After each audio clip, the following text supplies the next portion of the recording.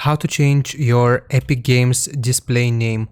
So first off, go to the Epic Games website, store.epicgames.com or simply epicgames.com, and then log in with your account information.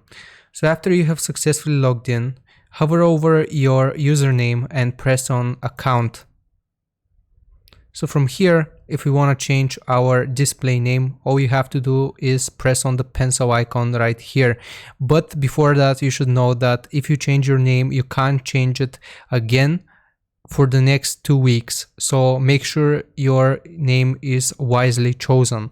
So all you have to do is press on the little pencil icon.